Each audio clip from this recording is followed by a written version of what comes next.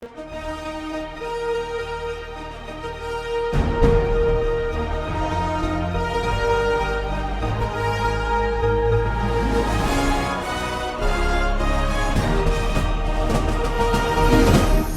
பார்த்து கொண்டிருப்பது உங்கள் ஜாஷுவா டிவி. சகல ஜனங்களுக்கும் நற்செய்தி.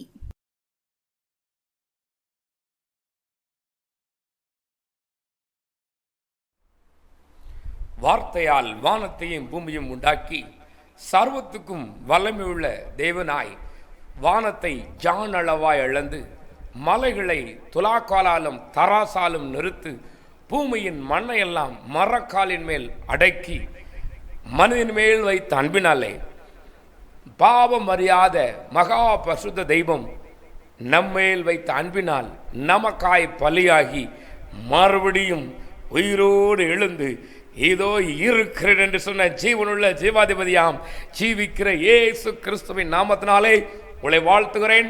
உங்களுக்கு சமாதானம், உங்களுக்கு சமாதானம். என் அன்பு ஜாஷுவா டிவி நேயர்களே, இந்த நாளிலும் கர்த்தர் நம்முடைய ஊழியங்களையும் விதமாய் ஆசீர்வதித்து இம்மட்டும் பாதாத்து வழிநடத்திருக்கிறார். என்னையும் கடந்த நாட்களிலே நம்முடைய ஊழியத்தின் மூலமாய் கர்த்தர் செய்த அற்புதங்களுக்காக அவருக்கு நன்றி செலுத்துகிறேன். அதில் அநேகர் தந்த ஜப குறிப்புகளும் உண்டு. அதில் 2 உங்களோடு சொல்ல இருக்கிறேன். என்னோடு சேர்ந்து ஜெபிப்பீர்களா? நாம் சேர்ந்து ஜெபிப்போம். சேனைகளின் கர்த்தர் தம்முடைய ஜனங்களுக்கு இரக்கம் பாராட்டட்டும். ஆமேன், ஆமேன், ஆமேன் சொல்லுங்களேன். அநேகர் சொன்ன ஒரு ஜப குறிப்பு, ஐயா எங்கள் வீட்டில் சமாதானம் இல்லை. சின்ன பிள்ளை சொல்றா, ஏன் தான் இந்த வீட்டில் பிறந்தனோ எனக்கே ரொம்ப போர் அடிக்குது அங்கள். இந்த வீட்டில் ஏன் நான் பிறந்தேன்? ஏன் எப்போ பார்த்தாலும் சண்டை போடுறாங்க, எப்போ பார்த்தாலும் சண்டை போடுறாங்க. ஒரு அருமையான வாலிப மகள் சொல்கிறாள், ஐயோ எங்கள் வீட்டில் நான் பிறந்ததுக்கு பார்க்கல செத்துருக்கலாம். ஏன் சண்டை போடுறாங்க, எதுக்கு சண்டை போடுறாங்கன்னே தெரியல, வெக்கமா இருக்குங்கிறார். இன்னும் அநேகர் சொன்னதுண்டு, என் தகப்பன் ஒரு குடிகாரனாக இருப்பதினாலே ஏதாவது கலாட்டா பண்ணுதாங்க. என்னோடு கூட சேர்ந்த பிள்ளைங்கள் சொல்லுது, அண்ணா உங்க அப்பா அப்படி இருக்கிற இப்படி இருக்காருன்னு பேசும்போது எனக்கு வாழ்க்கை வெறுக்குது. என் அன்பு சகோதரனே சகோதரியே, இப்படிப்பட்ட வார்த்தை நீங்கள் கேட்டதுண்டா? தெரியுமா உங்களுக்கு? என்னான்று உங்களோடு பேசட்டும். இந்த குடும்பங்களுக்கு தேவன் ஒரு சமாதானத்தை தரட்டும். ஆமேன்னு சொல்லுங்களேன். சமாதானத்தின் தேவன் தாமே ஒவ்வொருவருக்கும் சமாதானத்தை தரும்படி என்னோடு கண்களை மூடி ஜெபியுங்களேன். மகா இரக்கம் கிருபை முழங்கள் பரலோக பிதாவே, இயேசு அப்பா, காணக்கூடாத இறைவன் எங்களுக்காய் மனித அவதாரம் எடுத்தீரே, நாங்கள் அதை நினைவு கூறுகிறோம். இந்த நாளிலே சமாதானம் இல்லாத குடும்பத்துக்காக நான் ஜெபிக்க வந்திருக்கிறேன். அப்பா, சமாதானம் இல்லையே. நாங்கள் எவ்வளவோ முயற்சி செய்கிறோம், எவ்வளவோ கடின வேலை செய்கிறோம், எவ்வளவோ விட்டு கொடுக்கிறோம், ஆனாலும் சமாதானம் இல்லையே. ஒவ்வொரு நாளும் வாழ்வு கசப்பாக இருக்கிறதே, ஏன் வாழ வேண்டும் என்று புலம்புகிற பிள்ளையை பாருங்கப்பா. தேவனே, இவருக்காய் நீங்கள் அடிக்கப்பட்டீரே, இவருக்கு சமாதானத்தை உண்டு பண்ணும் ஆக்கினர் ஏற்றீரே, எங்களுக்கு சமாதானத்தை உண்டு பண்ணும் ஆக்கினை உண்மையில் வந்தது என்று நான் பார்க்கிறேனே. கர்த்தாவே, சமாதானத்தை தருகிறேன், என்னுடைய சமாதானத்தை தருகிறேன் சொன்னீரே, அதை உங்களுடைய பிள்ளைகளுக்கு சொல்லுங்க டேடி. இன்றைக்கு இந்த வீட்டுக்கு சமாதானம் உண்டாகட்டும், இவர்கள் பிரயாசத்தை இவர்கள் சாப்பிடட்டும், போராட்டம் நீங்கட்டும். நசரேயனாகிய இயேசு கிறிஸ்துவின் நாமத்தினாலே சாபங்கள் தொலைந்து போகட்டும், புது சந்தோஷம் பிறக்கட்டும். வாழத்தான் பிறந்தோம் என்று அவர்களுக்கு ஒரு நம்பிக்கை வரட்டும். சீக்கிரம் நமக்கு எல்லா காரியங்களும் மாறுதலாய் மாறும் என்பதை அவர்கள் உணர்ந்து கொள்ளட்டும். பிதாவே, ஆமேன், ஆமேன், ஆமேன். அடுத்தபடியாக அநேகர் தந்த ஒரு ஜெப குறிப்பு, வேலை இல்லை. இன்றைக்கு வேலை இல்லாத ஒரு பெரிய ஒரு காரியமாக இருக்கிறது. என் அன்பு கர்த்தருடைய பிள்ளையே, தேவன் மனதிறங்குவார். அம்மன் சொல்லுங்களேன், தேவன் மனதிறங்குவார். படித்த படிப்புக்கு ஏற்ற வேலை இல்லையே, எங்களுக்கு சரியான வருமானம் இல்லையே என்று புலம்புகிற ஒவ்வொருவரையும் தேவன் கண்ணோக்கி பார்க்கும்படி ஜெபிப்பது நம்முடைய கடமை அல்லவா? உங்களுக்கு நல்ல வேலையை கொடுத்திருக்கிறார், நல்ல வருமானத்தை தந்திருக்கிறார், நல்லது. ஆனால் உங்களை போல நான் சொல்லுவேன், உங்களை விட பரிசுத்தவான்கள் நீதிமான்கள் வேலை இல்லாமலும் பண கஷ்டத்திலும் வாழ்ந்து கொண்டு இருக்கிறார்கள். அவர்களுக்காக ஜெபிப்பதாவது நம்முடைய கடமையாக இருக்கட்டுமே. கண்களை மூடுங்களேன். மகா இரக்கம் கிருபையும் உள்ளங்கள் பரலோக பிதாவே. அநேகருக்கு கஷ்டப்பட்டு வேலை செய்தாங்கப்பா. பகல் முழுவதும் கஷ்டம், இரவும் கஷ்டம், ஆனாலும் ஆசீர்வாதம் இல்லை. அநேக சொல்கிறார்கள் வேலை இல்லையே, என் பிள்ளை படித்த படிப்புக்கு வேலை இல்லையே, நான் எவ்வளவு கஷ்டப்பட்டு படிக்க வைத்தேன். புலம்புகிறார்களே, மனதிறங்குங்கப்பா. வேலை வாய்ப்பை தாரும், படிக்கிற பிள்ளைகளுக்கு ஞானத்தை தாரும். இவர்கள் படித்த பாடங்களை இவர்கள் மனதிலே தங்கட்டும். நசனாகிய இயேசு கிறிஸ்துவின் நாமத்தினாலே நாங்கள் ஆசீர்வதிக்கிறோம். இன்றைக்கே அந்த ஆசீர்வாதம் நன்மையும் தொடரட்டும் அப்பா. ஆசீர்வதிங்கப்பா, ஆசீர்வதியும் பிதாவே. ஆமேன், ஆமேன், ஆமேன். என் அன்பு கர்த்தருடைய பிள்ளைகளை, இந்த நாளிலும் தேவன் என்னை உங்கள் முன் நிறுத்தினதற்காய் அவரை சோதரிக்கிறேன். அவருடைய நாமம் மகிமைப்படட்டும், அவருடைய நாமம் மாத்திரமே மகிமைப்படட்டும். இந்த நாளிலே நான் உங்களோடு பேசும்படி என் எஜமான் இயேசு மகாராஜன் எனக்கு தந்த ஒரு வார்த்தை இருக்கிறது. உங்களிடத்தில் வேத புஸ்தகம் இருக்கிறதா?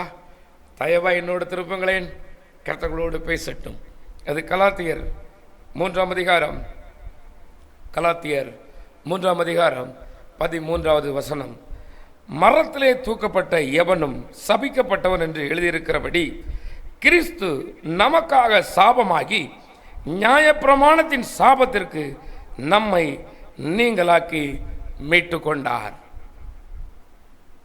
வேதம் சொல்கிறது மரத்திலே தூக்கப்பட்ட எவனும் சபிக்கப்பட்டவன் என்று. மரத்திலே கொலை செய்யப்பட்ட யாராயிருந்தாலும் அவர்கள் சபிக்கப்பட்டவர்கள் என்று ஒரு நாள் இருந்தது. இன்று வரைக்கும் நம்முடைய தேசத்திலும் சரி, எல்லா தேசத்திலும் சரி, ஒரு குற்றவாளியாய் ஜெயிலுக்கு போனா அந்த குடும்பம் ரொம்ப மதிக்குமோ?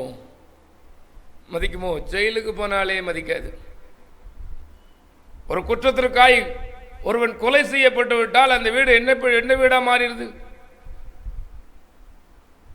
உலகார வீடு. அன்றைக்கு அப்படித்தான் அந்த சாபமா இருந்தது அந்த சிலுவை. அன்றைக்கு ரோம போர்ச்சவர்கள் வினோத பழக்க வழக்கங்களை உடையவளாக இருந்தார்கள். கொலைகாரனுக்கும் கலகக்காரனுக்கும் விபச்சாரக்காரனுக்கும் விதவிதமான தண்டனையை கொடுத்தார்கள். என் ஆண்டவராய் இயேசு கிறிஸ்து இருந்த பொழுது விபச்சாரத்திலே கையோடு பிடிக்கப்பட்ட பெண்ணை கல்லெறிந்து கொல்ல வேண்டும் என்று சொல்லி ஒரு சட்டத்தை ஏற்படுத்தி கல்லெறிந்து கொல்ல வந்தார்கள். ஆனால் சிலுவை மரம் கலகக்காரனுக்கும் கொலைகாரனுக்கும் நியமிக்கப்பட்டிருந்தது. சிலுவை இந்த கலகமும் கொலையும் நிறைய இருந்ததினாலே அநேகரை அன்றைக்கு கொலை செய்தார்கள், மரத்திலே தூக்கினார்கள். ஆணிகள் அடித்து அங்கே தொங்க விட்டு போயிடுவாங்க. ஒரு நாளாகும், 2 நாளாகும், சில பேர் 3 நாள் கூட இருப்பார்களாம். வேதம் சொல்கிறது நதியின் காகங்கள் அவர்கள் கண்களை கொத்தும் என்று. துடிக்க துடிக்க கொலை செய்வது அவருடைய வழக்கமாக இருந்தது. ஒவ்வொரு நாடுகளிலும் விதவிதமான தண்டனை இருக்கிறது. வேதம் நமக்கு சொல்கிறது நியாயப்பிரமாணத்தின்படி வேத சட்ட திட்டத்தின்படி பாரமான சிலுவை, பாவமான சிலுவை நமக்கு நியமிக்கப்பட்டது. அநேகர் சொல்வார்கள் நாங்கள்லாம் நீதிமான், பசுத்தவான், சீக்கிரம் போவையில பாப்பிய. அப்படித்தானே வேதம் சொல்லுகிறது. நமக்கு பாவம் இல்லை என்று சொல்வோமானால் நம்மை நாமே வஞ்சிக்கிறவர்களாக இருப்போம், சத்தியம் நமக்குள் இராது என்று 1 யோவான் 1ஆம் அதிகாரம் 8ஆம் வசனம் விதமாய் சொல்கிறது. உங்களுக்கு பாவம் இல்லை என்று நீங்கள் மனதார என்னைக்கு சொல்லுங்கள் அன்றைக்கு உங்களுக்குள் சத்தியம் இல்லையாம். பாவம் இல்லாத ஒருவனும் இல்லை என்று வேதம் சொல்லுகிறது. வேதத்தை பொய்யாக்குவீர்களோ? வேதம் பொய்யா போகுமோ? இல்லையம்மா, இல்லை ஐயா. வேதம் சொல்கிறது எதையெல்லாம் பாவம் என்று சொல்லுகிறது. தன் சகோதரனை மூடனே என்று சொல்கிறவன் எரி நகரத்துக்கு, தன் தாயை தூசிக்கிறவன். நீ நினைக்கிற சாதாரணமா என் மகனே, என் அருமையான மகளே, எனக்கு அருமையான சகோதரனே, சகோதரியே, உன் தாயையோ உன் தகப்பனையோ உன் சகோதரனையோ நீ மனதார தூசிக்கும் பொழுது நீ எல்லாம் எதுக்கு என்னைய பெத்த அப்படின்னு சொல்லி கேட்டாலே பெரிய பாவம். இன்னைக்கு அநேக வாலிப பிள்ளைகள் கேட்குற ஒரு கேள்வி இது, நீ எல்லாம் எதுக்கு என்னைய பெத்த? உன்கிட்ட கேட்டுட்டு பெறலாமா? தேவன் கிருபையாய் தந்தார். அப்படித்தானே? சாபம் நீ எதுக்கு பாத்திரனா இருக்கிற? சிலுவைக்கு பாத்திரனா இருக்கிற. சொந்த தகப்பனை, தாயை, கணவனை, மனைவியை மதிக்காமல் வாய்க்கு வந்தபடி பேசவே சிலுவைக்கு பாத்திரனா இருக்கிற நீனு. அந்த சாபமான சிலுவைய ஒரு பாவம் அறியாத தெய்வம். ஐயா, நான் அடிக்கடி சொல்வேன், எத்தனை அவதாரங்கள் இந்த பூமியிலே வந்தன. எதுக்கு வந்தது? நமக்கு தேவையில்லை. ஆனால் இந்த இயேசு ரட்சகர் வந்தது பாவிகளை மன்னிக்க, பாவிகளை பரலோகம் சேர்க்க, பாவத்தில் கிடக்க மனு குலத்தை விடுதலையாக்க, பாவத்திலிருந்து சாபத்திலிருந்து விடுதலையாக்கி பரலோகம் கொண்டு சேர்ப்பதற்காகவே இந்த இயேசு கிறிஸ்து நமக்காக சாபமானார். யாருக்காக? நமக்காக சாபமானார். ஒரு அருமையான ஒரு பசுத்தவான் சொன்ன ஒரு சம்பவம் எனக்கு ஞாபகத்துக்கு வருகிறது. இங்கிலாந்து தேசத்திலே இதற்கு முன்னால் நடந்த ஒரு சம்பவமா. அங்கே ஒரு மகன் திருடன் விதவிதமான திருட்டுகளை செய்து கொலையும் செய்து விட்டான். அந்த அரசு பார்த்தது, இனி இவனை உயிரோடு வைக்கக்கூடாது, கொன்றுவிட வேண்டும். ஆலயத்தில் மதியம் சரியாய் 12 மணி அடிக்கும் பொழுது இந்த மனிதனை கொன்று விடுங்கள் என்று தீர்ப்பெழுதி விட்டாயிற்று. கொண்டு போனார்கள் மலைக்கு. அழுது கொண்டே போகிறான். அம்மா, என்னை எப்படியாவது காப்பாத்தீருங்க, இனி நான் வாழ்வேன், இனி நான் செய்ய மாட்டேன். ஐயோ, நான் இப்படி செய்யவே மாட்டேன், என்னை எப்படியாவது உயிர் காப்பாத்துங்க, நான் வாழணுமா, என் வாலிப வயதுமா நானு, ஐயோ இப்படி நான் இருந்துட்டேனே, என்னை இந்த ஒரு விஷயம் எப்படியாவது மன்னிச்சு எனக்கு ஜீவனை தாங்க, நான் எப்படியாவது உயிர் வாழணுமா, என் வாலிப வயதுமா, என் கூட சேர்ந்து எல்லாரும் சந்தோஷமா இருக்காங்க, நான் சாவ போறேனே, என்னை எப்படியாவது காப்பாத்துமா காப்பாத்துமா என்று கதறி இருக்கிறான். தீர்ப்பு எழுதியாகிவிட்டது. 12 மணிக்கு இவனை கொல்ல வேண்டும் என்று. என்ன செய்வதென்று தெரியவில்லை இந்த தாய்க்கு. ஓடினாள், அலைத்துக்கு ஓடினாள். வெகு நேரம் அழுதாள், அழுதாள் அழுதாள் அழுது கொண்டே இருக்கிறாள். ஒரே ஒரு மகன், கொஞ்ச நேரத்தில் சாவ போறானே என்று சொல்லி யோசித்தாள். மணி அடித்தால் தானே கொல்வார்கள், மணி அடிக்காவிட்டால் எப்படி கொள்வார்கள்? பார்ப்போம் என்றாள். மேலே ஏறினாள், இந்த கோபுரத்தின் மேலே ஏறினாள். மணிக்கு அருகே உட்கார்ந்து கொண்டாள். அந்த மணியை அடிக்கிறவர் வந்து மணியை அடிக்கும் பொழுது ஒரு நாவு ஒரு சைடு படும்போது ஒரு கையை வைப்பாளாம். கையை சுக்கு நூறாய் நொறுக்குமா. இன்னொரு முறம் வைக்கும் போது இன்னொரு கையை வைப்பாளாம். 2 கையை வைத்துக் கொண்டாள். அவர் மாறி மாறி இழுக்கும் பொழுது 2 புறமும் அடிபடுகிறது. கை கொஞ்சம் கொஞ்சமாய் சதை பிஞ்சி தொங்குகிறது. இழுத்தந்த அலையப்படை விடார். மணி அடித்தாயிற்று என்று இறங்கிவிட்டார். அவர் அந்த மணியை நிறுத்த உடனே இந்த தாய் ரத்தம் சொட்ட சொட்ட அந்த 2 கைகளும் நஞ்சி தொங்குகிற நிலையில் ஓடி இருக்கிறாள். ஓடி அந்த அதிகாரியிடத்தில் காண்பித்திருக்கிறாள். அந்த அதிகாரிகள் பார்க்கிறார்கள், ஏன் இன்னும் பெல் அடிக்கவில்லை, நேரமாகிவிட்டது, ஏன் இன்னும் சத்தம் வரவில்லை. இவள் ஓடி போய் காண்பிக்கிறாள். ஐயா, என் கையை பாருங்கள், என் மகன் செய்த குற்றத்திற்காக, என் மகன் செய்த திருட்டுக்காக என் கையை நான் ஒப்பு கொடுத்திருக்கிறேன். 2 கைகளும் சிதைக்க ஒப்பு கொடுத்து விட்டேன்.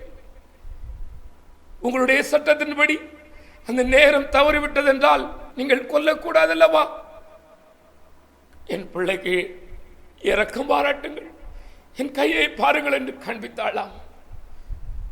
நின்ற எல்லோரும் எழுதியிருக்கிறார்கள். இந்த கொலைகார மேலே அன்பு, இந்த கொள்ளக்கார மேலே அன்பு. இவன் எப்படிப்பட்டவன்? அதை தாய் சொல்லியிருக்கிறாள். உங்களுக்கு அவன் கொலைகாரன், உங்களுக்கு அவன் கொள்ளைக்காரன், எனக்கோ அவன் பிள்ளையாயிட்டானே, எனக்கோ அவன் மகனாயிருக்கிறானே, நான் என்ன செய்வேன்? அவன் மேல் அன்பு வைத்து விட்டேனே என்று சொல்லி தன் கரங்களை காமித்தாளாம். என் அன்பு கர்த்தருடைய பிள்ளையே, தேவனும் அப்படித்தான் செய்கிறாராம். என் இயேசு மகாராஜன் பாவத்தை பாராத சுத்த கண்ணன் இந்த பாவின் மேல் வைத்த அன்பிற்காக தமது கைகளை ஒப்புக் கொடுத்தார். நம்முடைய கைகளின் பாவத்திற்கு அவருடைய கைகளை ஒப்புக் கொடுத்தார். என் பிள்ளை தாங்க மாட்டானே, என் மகள் தாங்க மாட்டானே. நாம் நினைக்கிறோம் நாம் செய்த பாவங்கள் ரகசியம் என்று. வெளியே வராத மறைபொருள் ஒன்றுமில்லை. இன்றைக்கு உன் பாவம் வெளியே வராமல் இருக்கலாம், நீ யார் கண்ணுக்கும் தெரியாமல் போயிருக்கலாம், அரசை ஏமாற்றி இருக்கலாம். எல்லா நாளும் ஏமாற்ற முடியாது. என் ஆண்டவருடைய நாமம் உங்களுக்குள்ளோடு இருப்பதாக, என் ஆண்டவருக்கு மறைவாய் நீ ஒன்றும் செய்ய முடியாது. உன் ரகசிய பாவங்களுக்கு, உன் ரகசியமான யோசனைகளுக்கு, நியாயப்படி காரி துப்பி சிலுவையில் அடிக்கப்படக்கூடிய நம்மை அவர் தாமே நம்மேல் வைத்த அன்பிற்காக நம்மை ஒப்பு கொடுத்தாராம். வேதம் சொல்கிறது, ரோமர் 5ஆம் அதிகாரம் 8வது வசனம் சொல்கிறது, நாம் பாவிகளாயிருக்கையில், அம்மா ஐயா நீ நீதிமானாய் இருக்கும் போது தேவன் உன்னை தேடல. எல்லாரும் உன்னை ஆசீர்வதிக்கும் போது, எல்லாரும் உன்னை தாங்கும் போது தேவன் உன்னை தேடல. எல்லாரும் உன்னை வெறுக்கும் போது, எல்லாரும் உன்னை ஒதுக்கும் போது, இனி வாழவா சாபவா நீ நினைக்கிறியே, அப்பந்தான் உன்னை தேடி வந்திருக்கிறாரு. பார்வைக்கு நீதிமானாய் வாழுகிறவனை தேடி ஆண்டவர் வரவில்லை. எவன் ஒருவன் தன் இதயத்தில் ஐயோ நான் எண்ணுகிறதெல்லாம் பாவமான செயல், நான் செய்கிறதெல்லாம் பாவம். சங்கீதக்காரர் தாவீது சொல்வார், என் தாய் என்னை பாவத்திலே கற்பழித்தாள். சங்கீதக்காரருடைய பாவத்தை தீர்க்கதரிசி மூலமாய் சொல்லும் பொழுது சங்கீதக்காரர் சொல்வார், ஐயோ நான் இன்னைக்கு பாவி இல்லப்பா, நான் பிறக்கும் போதே பாவியா பிறந்துட்டேனே, நான் பிறக்கும் போதே ஒரு பாவியாய் ஒரு பாவியின் வயிற்றில் பிறந்துட்டேனே, என்னை மன்னிங்கள் என்று சொல்லுவார். வேதம் அவனுக்கு சொல்லிக் தருகிறது, நாம் பாவிகளாயிருக்கையில் கிறிஸ்து நம்மேல் வைத்த அன்பை விளங்க பண்ணினார் என்று ரோமர் 5:8 சொல்கிறது. நாம் பாவிகளாயிருக்கையில் கிறிஸ்து நமக்காக மரித்ததினாலே தேவன் நம்மேல் வைத்த தமது அன்பை விளங்க பண்ணுகிறார் என்று ரோமர் 8ஆம் அதிகாரம் 34வது வசனமாய் சொல்கிறது. கிறிஸ்துவே மரித்தவர், அவரே எழுந்தும் இருக்கிறார், அவரே தேவனுடைய வலது பட்சத்தில் இருக்கிறவர், நமக்காக வேண்டுதல் செய்கிறவரும் அவரே. வேறு ஒருவரும் நமக்கு வேண்டுதல் செய்யவில்லை. என் மகனை மன்னித்துக் கொள்ளுங்கள், என் மகளை மன்னியுங்கள். ஐயோ ஓம் பார்வைக்கு அவ கொலகாரி, விபச்சாரக்காரி, ஒரு திருடியா குடிகாரனா தெரியலாம், ஆனா என்னுடைய பிள்ளை என்று என் ஆண்டவர் ஒவ்வொரு முறையும் உனக்காய் வேண்டுதல் செய்து கொண்டிருக்கிறார். சகோதரனே, வேண்டுதல் செய்து கொண்டிருக்கிறார். சகோதரியே, உன்னை உன் குடும்பம் வெறுத்து ஒதுக்குகிறதோ, இனி நீ தேவையில்லை என்று உன் குடும்பத்தார் சொல்கிறார்களோ, நீ ஒருவருக்கு தேவை. உனக்கு ஒருவர் ஜீவனை தந்திருக்கிறார், உனக்காய் ஒருவர் மரித்திருக்கிறார், உனக்காய் ஒருவர் உயிரோடு எழுந்தும் இருக்கிறார். அவருக்கு நீ தேவமா? அவருக்கு நீ தேவையா? அவர் வந்ததின் நோக்கமே உன்னைய பார்க்கத்தான். நீ ஒளிந்து கொண்டாயோ? ஆண்டவர் உங்களோடு பேசட்டும். தீத்து 2ஆம் அதிகாரம் 14ஆம் வசனமாய் சொல்கிறது, அவர் நம்முடைய அக்கிரமங்கள் என்று மீட்டு கொண்டு தமக்குரிய சொந்த ஜனங்களாகவும் நற்கிரியைகளை செய்ய பக்தி வைராக்கியமுள்ளவர்களாகவும் தம்மை சுத்திகரிக்கும்படி நமக்காக தம்மை தாமே ஒப்பு கொடுத்தார். உன்னை பரிசுத்தப்படுத்த மகா பரிசுத்தமுள்ள தெய்வம் மனப்பூர்வமாய் தன்னுடைய கடைசி சுற்று ரத்தத்தையும் ஒப்பு கொடுத்தார். உன்னை பரிசுத்தப்படுத்த, உன்னை அந்த விபச்சாரக்காரங்கிறதுல இருந்து மாற்ற, உன்னை திருடன், அயோக்கியன், கொள்ளக்காரங்கிற பேரை மாற்ற அவரை ஒப்பு கொடுத்திருக்கிறார். ஐயா, கொலோசியர் 2:14 சொல்கிறது, நமக்கு எதிரடையாகவும் கட்டளையால் நமக்கு விரோதமாக இருந்த கையெழுத்தை குலைத்து அதை நடுவில் இராதபடி எடுத்து சிலுவையின் மேல் ஆணி அடித்து அதிகாரங்களையும் துறை தனங்களையும் உரிந்து கொண்டு வெளியரங்க கோலமாக்கினார் என்று. இன்றைக்கு ஒப்புரவாகுவாயா சகோதரனே, எனக்கு அருமையான வாலிபனே, வாலிப தம்பி தங்கச்சி, ஐயா, உனக்கு விரோதமாக இருந்ததெல்லாம் தேவன் எடுத்து சிலுவையிலே ஆணி அடிச்சிட்டாரு. நீ சுமக்க வேண்டிய பாவம் இனி இல்லை, நீ சுமக்க வேண்டிய சாபம் இல்லை. உன் பாவங்களை உன் அக்கிரமங்களை சுமந்த ஒரு தெய்வம் இருக்கிறார். இன்றைக்கு அவரிடத்தில் வருவீர்களா? கண்களை மூடுங்களேன், என்னோடு சேர்ந்து செபிப்பீர்களா? அப்பா, அவரிடத்தில் ஒத்துக்கொள்ளுங்கள், நான் ஒரு பாவி. அநேகம் ஆயிரம் முறை என் இருதயத்தால் பாவங்கள் செய்ததுண்டு. லட்சம் முறை கண்களால் பாவம் செய்ததுண்டு. துணிகர பாவமும் செய்ததுண்டு. ஐயா, என்னை ஒரு விசை மன்னியும், என்னை ஒரு விசை மன்னியும். இனி நான் உமக்கு பிரியமாய் வாழ்வேன். இனி நான் உமக்கு அவமானத்தை தரமாட்டேன், அக்கிரம செய்ய மாட்டேன். ஐயா, இன்றைக்கு இயேசு கிறிஸ்து எப்படியெல்லாம் அவமானப்படுத்தப்படுகிறார் பார்த்தீர்களா? கிறிஸ்தவன் என்கிற போர்வையிலே வாழ்ந்து கொண்டு கிறிஸ்துவை அவமானப்படுத்திக் கொண்டு இருக்கிறாயோ? அவருடைய நாமத்தை தூசிக்க பண்ணி கொண்டு இருக்கிறாயோ? உன் மூலமாய் மறுபடியும் ஆண்டவர் அவமானத்தை பார்க்கிறாரோ? இவ்வளவு நாள் கொடுத்த அவமானம் போதாதாமா? போதாதா ஐயா? இன்னுமா நீ அவருக்கு அவமானத்தை கொடுக்க விரும்புகிறாய்? இன்னுமா நீ அவரை அவமானப்படுத்துகிறாய்? இவ்வளவு நாள் நீ சுமந்து வந்தியே பாவம், சுமந்து வந்தியே பொல்லாத எண்ணங்கள், பொல்லாத காரியங்களை இன்னுமா உங்களுக்கு விட்டுவிட மனதில்லை? என் ஆண்டவர் சொன்ன வார்த்தைகளை எண்ணி பாருங்கள். அவர் சொன்ன அத்தனை காரியம் நடந்து கொண்டிருக்கிறதே. ஆனாலும் உங்களுக்கு இன்னும் அந்த எண்ணம் இருக்கிறதோ? பழைய சுவாபம் உன்னை இழுக்கிறதோ?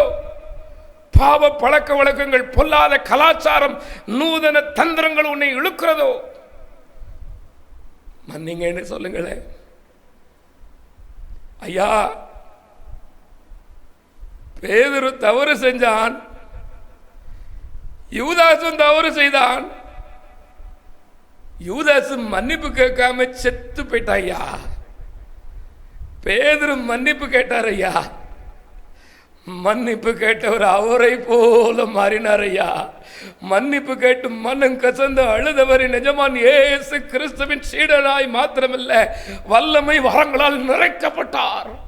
எங்கே இருந்து நீ தள்ளப்பட்டாய்? இன்றைக்கு எங்கே இருந்து விழுந்து கிடக்கிறாய் நீ? இன்றைக்கு ஆண்டவரிடத்தில் எழும்புவாயா? என் ஆண்டவர் உன்னை விரும்புகிறார். நீ அவருக்கு தேவை அம்மா, நீ அவருக்கு தேவை. ஐயா வாலிபனே, என் ஆண்டவர் சொல்லுவார், உன்னை ஊர் என்ன வேணாலும் சொல்லிட்டு போட்டோம், உன்னை ஆகாதவன் ஆவாதவா என்ன வேணாலும் சொல்லிட்டு போட்டோம்.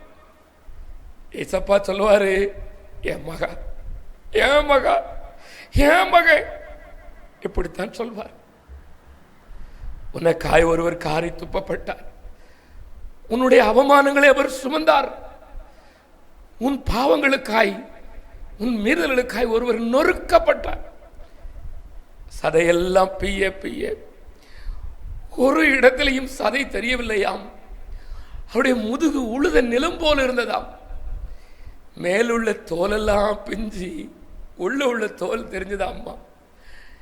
எல்லா ரத்தத்தையும் சிந்த விட்டார். ஐயா, சகித்தார்.